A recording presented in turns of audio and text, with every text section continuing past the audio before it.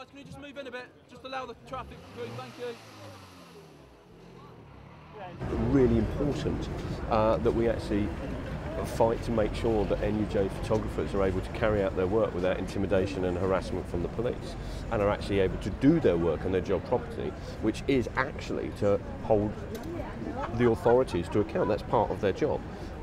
Secondly, I think, you know, as a citizen, where you just think this is absolutely nuts, that it's one more thing where we have to be accountable to the state rather than the state be accountable to us. You know, actually, you know, we've just had the House of Lords report saying that we have got a surveillance culture here where the authorities can actually monitor us willy-nilly, and yet, you know, if we dare take a photograph of them, this is now a possible criminal offence. I think if the picture I think everybody's going to want to get is a group of lots of photographers photographing that. So I think if we set ourselves up like that, nicely organised as we always do when we're working, and we can kind of take it in turns to get the kind of side view of that.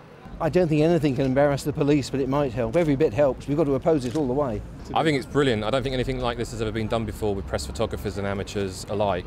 You know, having 400 photographers outside New Scotland Yard on the day that a new section of the terrorism law comes into power that effectively could stop us doing our job, I think this is a great moment. The chief press officer for the Met actually came out, and I asked him the question, you know, what does the Met think about this? And they didn't want to be drawn on it, but I said that obviously you realise now the first photographer that gets stopped or this particular legislation is used against them, you know, when Section 76 is used, I think it's going to be a news story, and I think they should realise and give advice to their officers that it really wouldn't be a very appropriate way of doing business, of using this particular section in the same way that stop and search powers under Section 44 of the Terrorism Act have been used.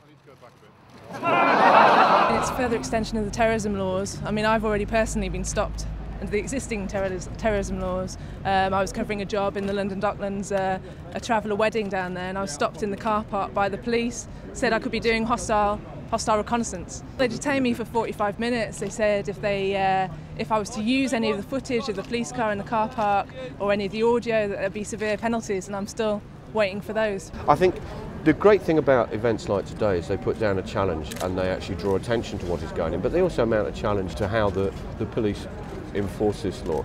And I think it's also the start of actually trying to get something done about it to get it repealed.